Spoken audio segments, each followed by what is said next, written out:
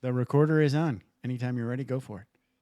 This is Brianna Lightfoot Smith from brandsbybree.com, and you are listening to Vroom Vroom Veer with Jeff Smith, reminding you to live life with purpose. I love it. That's great. All right, let me hit stop. I'll be right back. Are you ready to thoughtfully steer away from your revved up, frenzied, and far too often scripted life? Then welcome to Vroom Vroom Veer with Jeff Smith, where he guides you down the road differently traveled by sharing unique experiences with guests who have managed to shift away from a life stuck on cruise control and veered their way into a more authentic and fulfilling one in all sorts of interesting and kind of remarkable ways. Get ready to Vroom Vroom Veer with your differently traveled road chauffeur, Jeff Smith.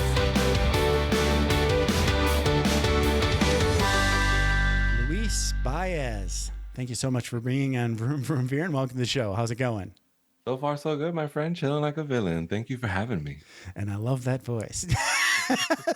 That jazz radio voice. So you are at the best website ever, luisbaez.com. You know, it's great that you get to have your own name as your website. So good for you. It wouldn't work for me. jeffsmith.com is already taken. But talk a little bit about what you're most excited about in your business today. Gosh, I have been really focused on answering the call to lay out all of my playbooks, all of my strategies and how-tos, and how did I get over that? How did you overcome that? How did you get your foot in the door? How did you influence that person? Wow. And so Nice. I have laid all those strategies bare in a new course that I call Flex and Flourish. And if you head on over to learnfromluis.com, you can sign up for it today. Wow. Flex and flourish. Yes, sir. I love it. That sounds like fun. So, okay. Thank you for that. And it sounds like you're killing it. So good for you. So let's talk a little bit about, this is Vroom Vroom Veer. So we have to go back in time, right? So where did you grow up? Yeah. I was born in Puerto Rico and I grew up in the South Bronx, just 10 minutes away from Yankee Stadium. Wow. Wow. Nice. Okay. Yes, sir. And I did all of my schooling in New York City. It was a conscious decision on my family's part for me to be raised in New York, learn English, go to American schools, and have that opportunity to pursue a career and education and all that jazz. Oh yeah. All that jazz. Yes.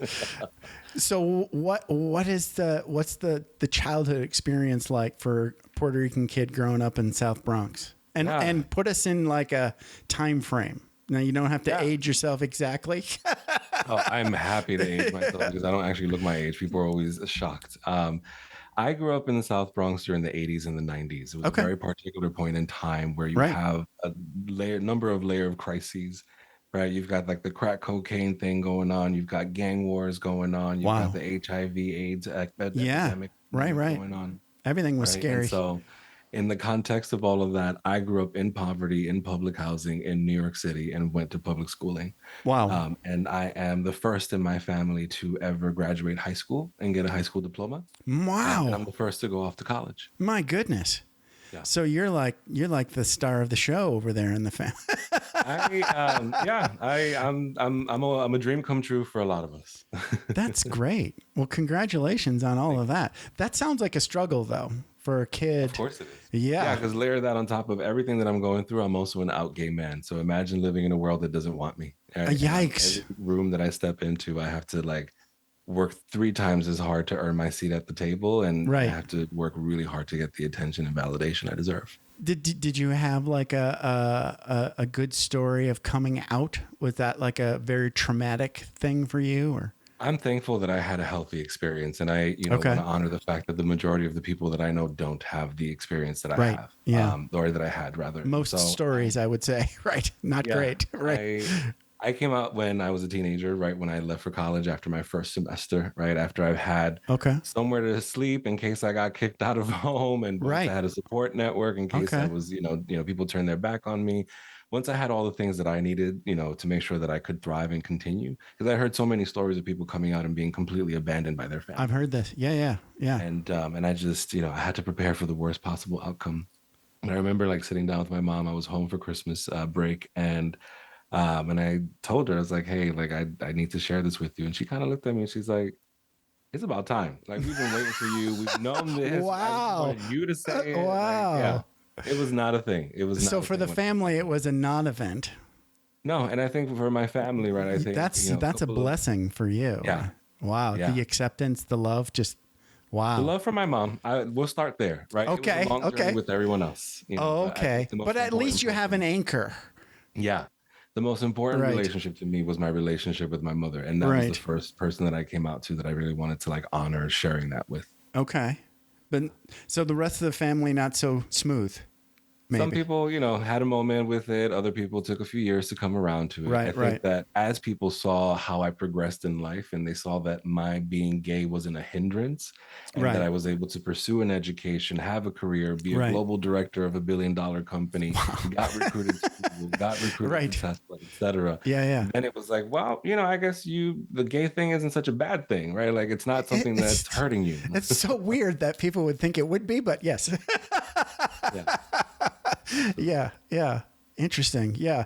It's like success is the trump card for anything that might be weird about you, right? Yeah. I think it wasn't so much a matter of like not accepting me, it was being worried about me. They all grew up in a different generation, a different world. There wasn't that same visibility and consciousness. There wasn't language, right? We didn't have that awareness of like, people's intersectional identities like that. That's just not something that happened when they were growing up in the 60s and 70s and 80s.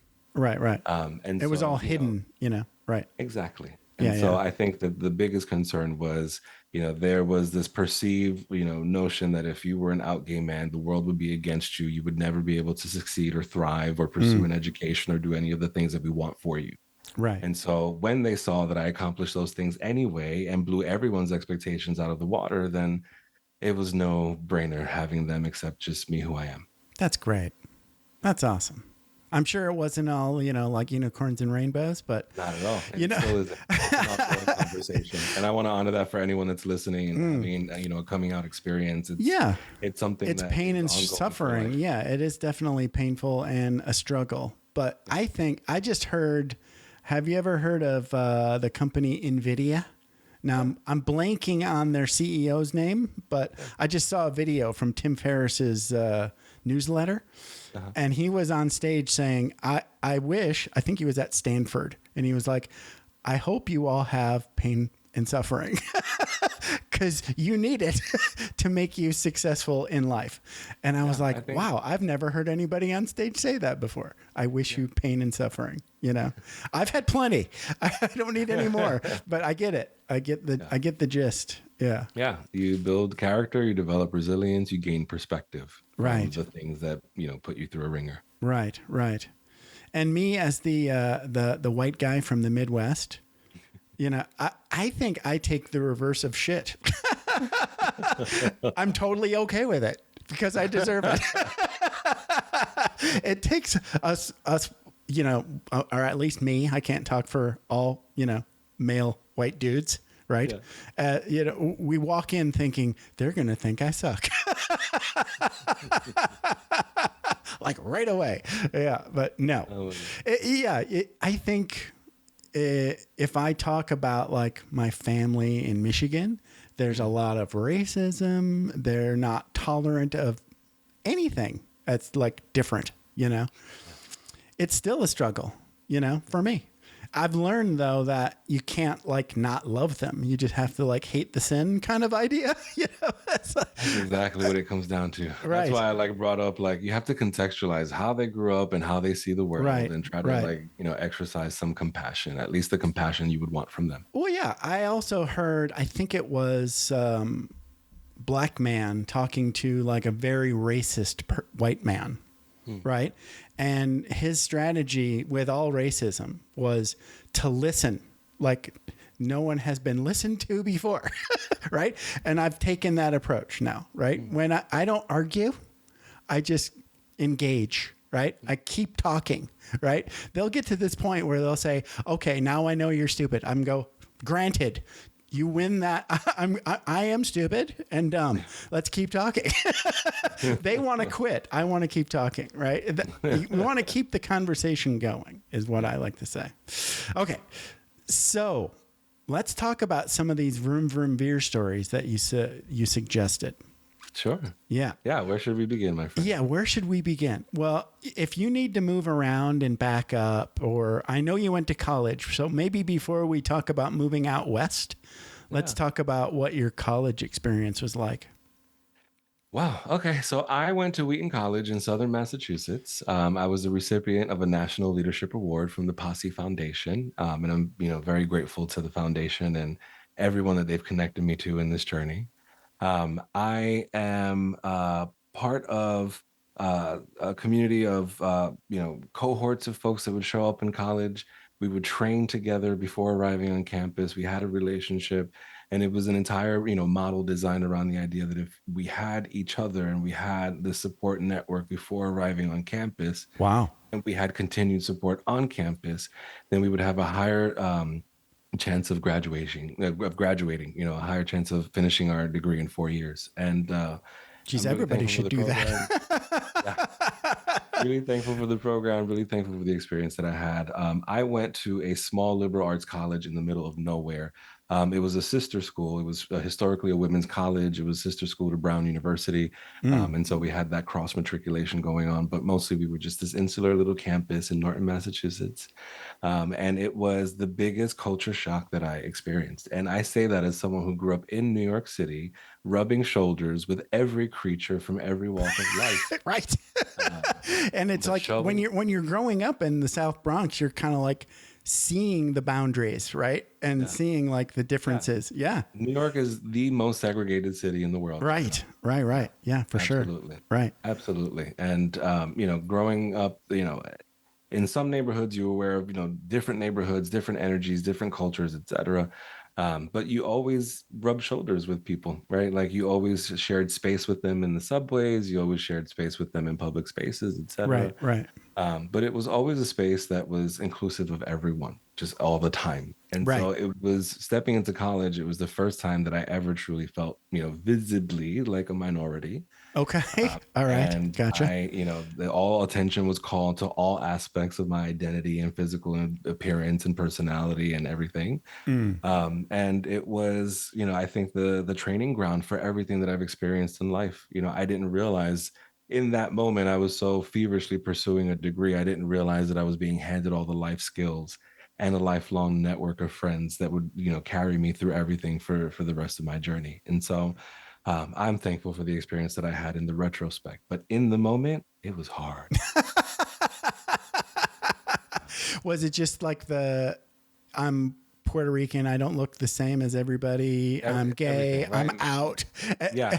All of it. Imagine my college was smaller in population than my high school. I had over 2,000 students in my high school. There were fewer than 2,000 in my college campus. And so wow.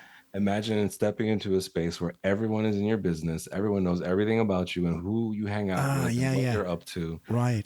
So I didn't really date in college. I didn't really I kept everything under wraps because just head down focused. Let's just get this shit and get out of here kind of idea. Yeah. Really, truly make out like a bandit, get that degree and run because no matter what I did, I was under some kind of microscope. And I was over that experience. I get it. Yeah, I feel that sort of like everybody knows who you are feeling when I go back home to my hometown, except nobody does.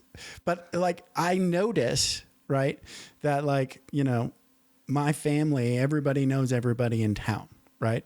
Now, all the people that I used to know, right, they don't even recognize me anymore or they're gone, It's been a while, but that feeling that you're talking about there, like everybody knows everybody and they know where you live and they know where you work and they know where you buy your weed. It's like everything. All the business Yeah. It's different, like when you're, I'm living in Vegas now, and I'm anonymous suburbanite, I kind of like it that way. It's got its own challenges, but it's definitely not that microscope that you're talking about. Yeah. Mm-hmm. Okay. So you have an amazing yet struggle to get through college. So what kind of degree do you end up with? Yeah. Being first generation and having this like golden ticket to go to college, once in a lifetime opportunity, the first inclination is I'm going to be a doctor. So I was pre-med when I started school. Wow. Yikes. No pressure. Yeah, no pressure, right? Bored out of my mind, looking out the window, seeing everyone in the quad playing, hacky sack and frisbee and all these things, and going, I want that college experience. Right. And so I immediately transitioned out of being pre-med, and I ended up declaring a major in sociology. I went abroad my junior year and studied in Spain, so I ended up doing a second major in Spanish. Wow. And then after college, I was feverishly pursuing a career in law. So couldn't be the doctor. Maybe I can be the lawyer, right? So like, tried that. Trying your best to, impress mom and dad and the Trying family. to impress mom and dad, trying to milk the opportunity of getting a degree when no one else in the family has one, trying to make sure that whatever I make makes really good money to help us get out of poverty, etc. Right. No pressure. No pressure. It's right? just you're the savior of the family. No pressure. Right. So we tried the doctor thing. It wasn't the right hat. We tried the lawyer thing. It wasn't the right hat. I ended up in business. And that was the hat that I didn't think I want to wear. Wow. So let's talk about like some of your first job experiences. Did you stay in the East Coast for a while? Yeah, I graduated college, returned to New York City, crashed at home for a few years. And so I ended up moving in with friends and doing the friend and roommate thing in New York and having that really fun experience. My first job out of college, I was a paralegal at a nonprofit law firm. And my goal was to support people who had been like wrongly denied public benefits and things like that. So I'd step into hearings and defend them. And and that was really great work. And then I ended up being recruited to be the assistant to a judge. She was the first woman and the first Latina surrogate in Brooklyn, overseeing probate, estates, and all those things. And I ended up being an assistant to a judge for almost 3 years. And during that time, I started law school part-time. And that's when you were on your law track kind of thing. I was on the law track. Right. Law school, and then I dropped out. Nothing wrong with that. At least you figured it out before you actually became a lawyer. Exactly. I've talked to many, many lawyers that actually, then felt obligated. Oh, I passed the bar. I guess I got to do this now. Yeah, I didn't want to feel that way. Right. I didn't want to feel stuck. Good and for you. I didn't want to deal with the debt either. I think that was the biggest concern. It was the one semester of law school that I did was already so costly. I can't imagine like trying to put up with 3 years. Yeah, I get it. I was working for a judge, doing the law school thing, dropped out, and then kind of looked around and said, okay, like law is over. Where do I go from here? Wow. Yeah. Right. Okay. So I had, this might be my first vroom veer sort of instance, right? I had a friend who at the time was working at the marketing department at WebMD. And we were having cocktails and I was just kind of doing the like, woe is me. I don't know what I want to be when I grow up. And I'm like out here trying to figure it out. And she's like, you don't realize this about yourself. As introverted as you are, you also have this magnetism about you. You can easily pull people in, very much gain confidence and persuade them. Like, I wonder if sales or consulting might just be like the fit for your personality. Wow. And you're like, no. I was like, yes, I'll do whatever. Get me out of this courtroom. Oh, okay. And so, nice. I was ready to dive in headfirst into anything else. I mean, I was even considering getting licensed up for like dealing life insurance and things on the side. Like I was looking for just something I felt so stuck. Right. And I felt so just confused and lost, and I just needed movement. I needed to move in any direction, just to not feel stuck. So you're thinking now like sales marketing kind of idea? So I said yes to her offer to submit my resume for a job on the sales team, not knowing anything about advertising, tech, anything about corporate or sales or anything at all. Right. I went through 8 rounds of interviews and I got the job. And 8 rounds of interviews? Yes. When you work in tech, they put you through several rounds. My goodness. You meet with the hiring manager, you meet with the team that reports to them, you meet with everyone else that they report to, and then everyone has to kumbaya and decide if they love you. So, it's a long process. A job in tech. Yeah. Wow. And so, I think for me, even though I didn't know what I was getting into, I didn't know any of the work that I was about to embark on, I think it cemented for me that confidence in my ability to sell myself, to put myself out there and to command opportunity. Wow. So is this the story where you get the job and move out west? No. Nah, there's more, dude. There's more. There's more. I love it. I love it. Yeah, no, after that experience, I ended up getting a job at the British Broadcasting Corporation. They had just launched BBC America, and they were looking to build out the advertising sales team for those channels online and on television. Right. And I was part of the digital team that sold ads online. Okay. It was I was with the BBC for 3 years. It's where I earned my executive title. I was promoted, and that was a huge change in my life because not only did it like change my life outcomes in terms of the income that I was making, but it also cemented that I would never come down from that position. It was one of those things where in sales, in advertising sales in particular, it's a coveted title, and once you have it, no one takes it away. Oh, that's awesome. I was promoted to executive. Company went through a restructure, and I was given 2 options: either stay with us, do a much harder job for not more pay. Right. Okay. Option A sounds like shit. Okay. Right. Option B, here's your severance package. Best of luck. Okay. And at that point, I had already visited San Francisco, knew that I wanted to live in the Bay Area, was trying to figure out my way west, was hoping to do it with the business, and that opportunity never came through. And so I, on a whim, like literally the words were coming out of my mouth and I was having an out-of-body experience, like, dude, are you really doing this? I literally said, I'll take the severance. I'm moving to California. Wow. So that is a veer right there. Yeah. No, so walk us through like what that felt like in your body, because you described it a little bit, but was it one of those like you just like, I can't do this? It was like a moment of clarity kind of thing. It was a moment of like, I'm speaking my truth and I'm scared of the consequence, but I'm speaking my truth. I'm doing it anyway. Yes. Yeah. Been there, done that. Yes. Usually I get the tingles. It's that like combination of my body is afraid of what I'm saying right now, and I'm also equally excited. I think for me, it's like I'm having an out-of-body experience, but the little bit of my body that I feel has cotton mouth and like a racing heart. Yes. And so, it was an experience. It was definitely an experience. But from the moment I uttered the words to the moment I was on a plane was less than 2 months. Wow. Like I literally... You just shut down everything and you're like... Shut down everything. I'm going. Did my goodbyes, packed everything. No job, no prospects, no place to live.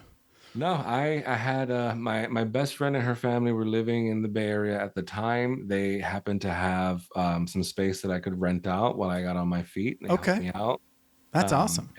But I showed up in California 12 years ago with no job, no car. I knew literally these many people. Total, 5 people. Okay. 5 people total. And I figured it out. No job, no ride, no anything. I figured it out. That's an amazing veer moment. 3 months into living in California, I was, because I was feverishly spending my time on LinkedIn, networking, and trying to pursue opportunity. Someone from LinkedIn tapped my shoulder and said, "Hey, you seem to really know our platform. I'd love to have a conversation with you about teaching our customers how to harness the power of the platform as well." My goodness. Yeah. Wow.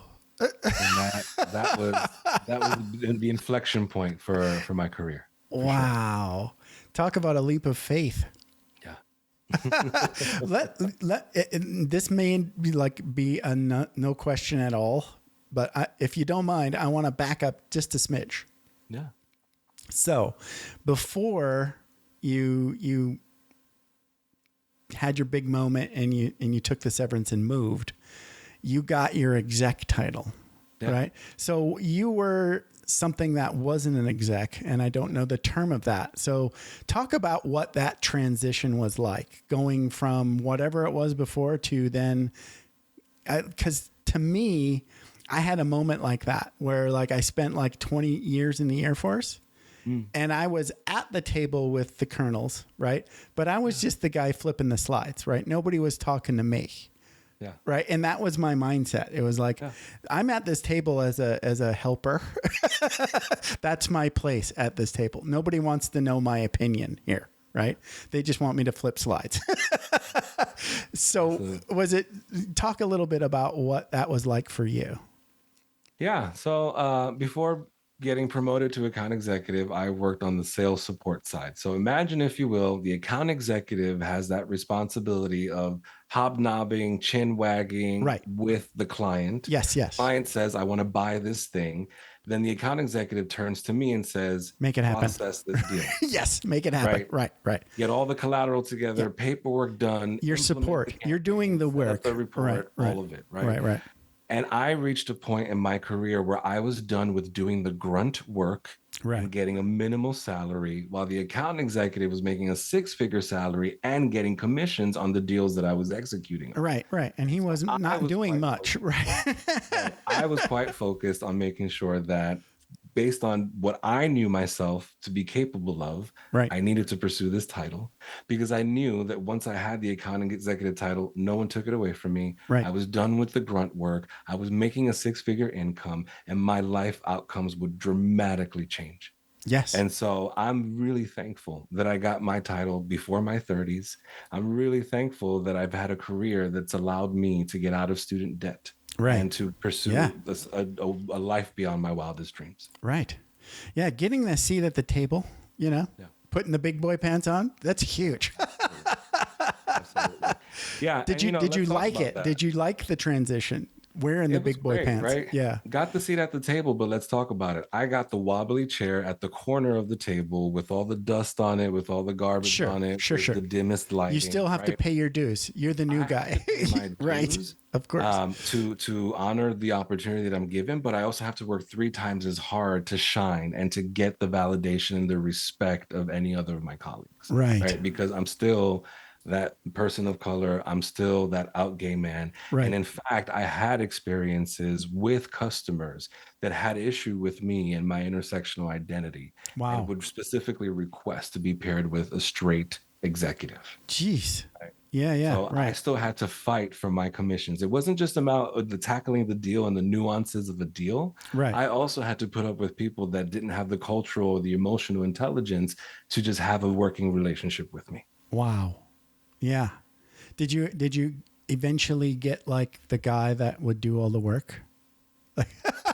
Yeah. Later on in my career, okay. I had people doing all the things that I didn't want to do. Right. But I bet that was not like an overnight thing, right? It was never given to me. And no one ever wanted me to have it. I had to take it. I had to seize it. Yeah. I had to fight for it. Yeah. And I had to justify it with every performance review, coming to the table prepared with the metrics of the ways that I've exceeded expectations in my role, just to get the respect of someone that's done their job. So you can say, okay, I'm ready to talk now. Right. Exactly. So you had to overprove yourself, basically. Always continue to. And that's always going to be my position. Right. And that's something that I'm cognizant of. It's the work that I have to do. Right. Wow. But I also know that I'm capable of the things that I do, and I deserve the outcomes that I've had in my life. Totally. Yeah. Wow. Okay. So you move out west and you get a job at LinkedIn. Yeah. So let's talk about this out west thing for a while. So how long does this period last? So you're at LinkedIn how long? I'm at LinkedIn for 2 years before I'm recruited to work at Google. Wow. LinkedIn was the first experience. You just drop that bomb, like before I get recruited to I'm work at Google. The story is epic, and we're not even halfway through. Okay. So I worked at LinkedIn for 2 years. It was my first Silicon Valley tech experience working in this, less restrictive, constrictive, conservative corporate culture. Open workspace, free lunch, dogs in the office, healthcare for everyone. PBR on tap. Right, exactly. Right. And I don't have this like toxic leadership of, and working in ad sales in New York, I had leaders that would like grill you and drill you and yell at you on the sales floor and embarrass you in front of colleagues.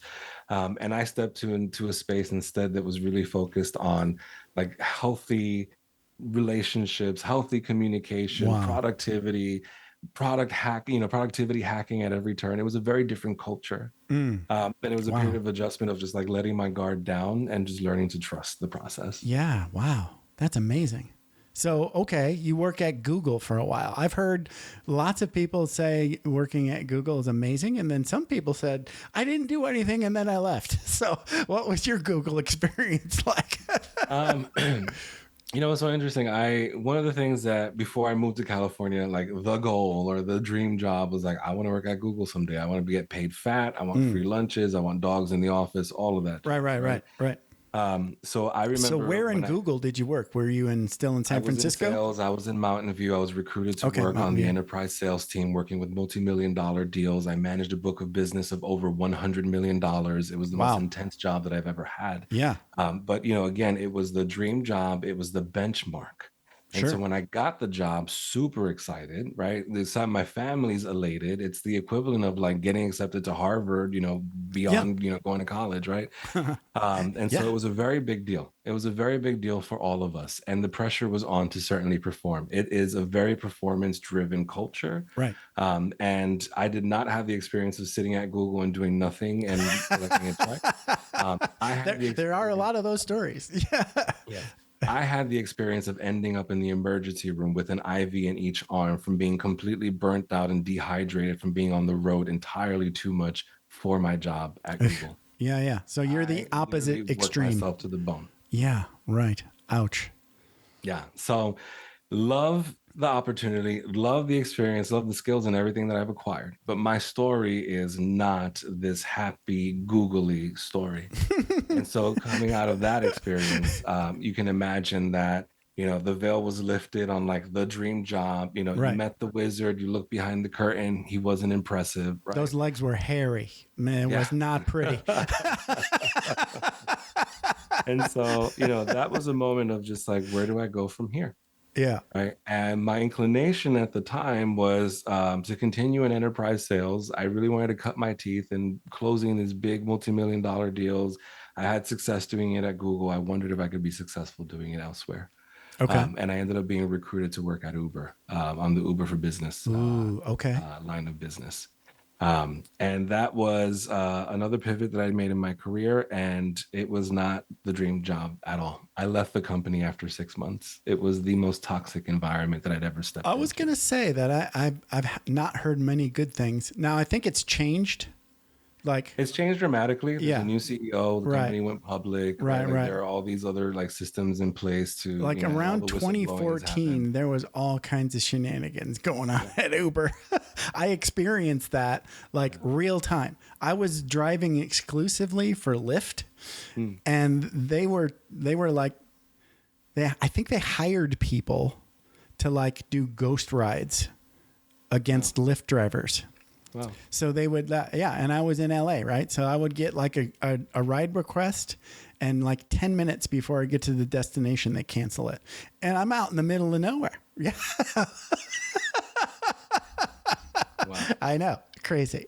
Okay. So how long? Okay. So let's see. You just said 6 months at Uber. I was with the company for 6 months. The writing was on the wall. It wasn't the right environment for me. Right. And you knew like day one, it was not going to work out. Yeah. I knew that I made a mistake. Wow. I knew literally as I'm getting onboarded, and I looked around at the people that I was working with, and then, this is I was sold on a vision and an opportunity, but it just was not the right place for me. Yeah, I get it.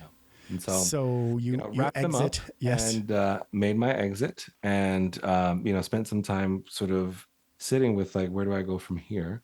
And as I am doing my LinkedIn thing, shaking my tin can and trying to figure out like, where do we go from here? I ended up being recruited at Tesla, and it was the first opportunity for me to step into sales leadership. Oh, fun! Wow. And I was with the company for about a year and a month or two. Yeah. I've heard good things and bad things about Tesla. Mostly really great place to work, but they work you to the bone. I won't disagree with that. Yeah. I wouldn't disagree with that. Yeah. I think I stayed at a guy's Airbnb. So it was like one of those where he's there with you and you're just in a spare room, and he worked at Tesla, and he was an engineer and he worked really hard. And that came from his wife. No, it's definitely it's definitely the expectation is like really way up there. Yeah It's just a really high pressure business. It's a really volatile situation quarter over quarter if you look at the way that they grow and they expand and contract over time. It's just it was not an environment for me that was sustainable for the long term. And as I was having that realization, Hurricane Maria destroyed Puerto Rico. I had to step out of doing the corporate thing and step into being a lot more available for my family, volunteering, around relief efforts and things that were going down those first couple of months after the hurricane hit. And so I ended up stepping away from Tesla and finding, sort of my groove with consulting. Right. And having that really flexible sort of opportunity to continue, making a living while I could be more present for family. So I mean, now your resume is pretty impressive at this point. At this point, people are like, do you even want to work? You've worked everywhere there is to work. Yeah, that's what I'm saying. That's an impressive resume, right? So like you've got offers probably, right? But you probably are like, okay, so did you actually go to Puerto Rico for a while to help out? I tried to get there those first couple of months. It was it was with everything emergency relief efforts. Yeah, exactly. Yeah. I did not end up touching down on the island until much later, but I worked with nonprofits and all these networks of people that were really committed to getting resources and hands on the island. So I stepped into doing that work while stateside. So then you make the transition and you basically hang out your own shingle. So let's talk about that transition, because do you get to work from home, or do you have an office space? Working from home. Okay. I also did the WeWork thing, shared workspace thing, doing the solopreneurship thing, trying to figure out my groove with it, trying to find my self-confidence. It was so much easier to say I work for Google and I sell this product. Right. It was very different to say my name is this and I offer this service. And I needed to learn what that was like, putting myself there that way, learning to fulfill contracts in this capacity, developing that confidence to ask for what I'm worth because I'm overworked as it is. Also learning to say no to contracts that just were not worth the juice for the squeeze, right? And so and learning how to identify opportunities and suss those things out. It was a lot of learning while also doing the family thing and not losing sight of my career, right? Like I stepped away from corporate, but I didn't want to step away from it forever. I needed to step away from it in that moment as needed for my family. Sure. But in my heart, I wasn't done with the work and doing the things and pursuing the things that I wanted for myself. Right. And so I was having this moment of I'm really trying to figure out how to be an entrepreneur, but I haven't given up with the career thing, because there's this part of me that sees, this bigger vision of things that I could be doing and accomplishing and influencing. And so I took my time with it. And while consulting, I ended up getting tapped to publish online courses that ended up being distributed on LinkedIn Learning. I started getting tapped to do podcast interviews, which led to teaching in different groups and masterminds and things like that. Wow. And I just ended up finding my groove with it and my love for teaching and speaking. And so now, I still do the corporate thing. I still do the speaking thing, the publishing thing. And I love wearing all these hats. I love not having to choose. Right. Yeah. Refuse to choose. That's one of my favorite books. And, everybody needs to eat, right? So you have to have a plan to pay the bills, right? So I've done that a couple times where I just I think I'll quit my job. And then my wife looks at me going, how are we going to eat? Good luck, buddy. Right. Well, I figured it out now. I finally did retire, but it wasn't easy, Yeah. It's not everybody does 20 years in the Air Force. So thank goodness. I got lucky. All right. So this is an amazing story. So let's talk a little bit about what you're most excited about at Báez.com. I know you mentioned one course, and let's talk a little bit about, what you're most excited about. I know you like teaching, right? Yeah, I do. And there's a part of me that's also really loved coaching. And I've stepped into working at companies, doing sales training and revenue enablement and coaching and teaching and training and certifying. And there's a part of me that is looking at the opportunity to coach and train the sort of next generation of sales leadership. Like, how can I step into this capacity? And I'm thinking about sort of what that looks like over the longer term, developing some content around that, testing some things, and socializing some things with my advisors. But I am most immediately really excited about my new Flex and Flourish program. I have been tapped during podcasts, conversations, one-on-ones, coffee chats, and all these things. People are always tapping my shoulder and saying, "Hey, Luis, how did you get your foot in the door at Google? Right. How did you develop the courage and the resilience to take that leap? Yeah. How did you survive? How did you handle a situation where you were discriminated against in the workplace? Right. How did you manage these sort of difficult conversations with your family around, making sure you had the support that you needed in running your business, etc." And so I thought about, who is the person that you need to become in order to step into doing this kind of work? What's the mindset shift? How do you communicate? How do you allocate your time? How do you manage deals, project management, etc.? Right. So I take all of my secret sauce and all of my playbooks, and I lay all of it bare in my Flex and Flourish program. It's a free course. Head on over to learnfromluis.com. Literally anything that you've learned today that might have inspired you, I pull the thread on it and I go deeper in that course. And free. And it's free. And it's free. Just take it. Take it. That's amazing. Wow. Yeah. Luis, this has been a blast. You should come back. Maybe we should do like jazz radio again. Yeah, that. Anytime, Jeff. I appreciate you. Thank you so much for having me, for holding down this space for me to bring my whole self. This has been a blast. Thank you, sir. And you have a good day. Thanks for taking the time to ride along with us on another episode of Vroom Vroom Veer. For podcast info and show notes, be sure to head over to vvveer.com. That's VVER.com. Man, that's fun to say. And we'll catch up with you next time here on Vroom Vroom Veer.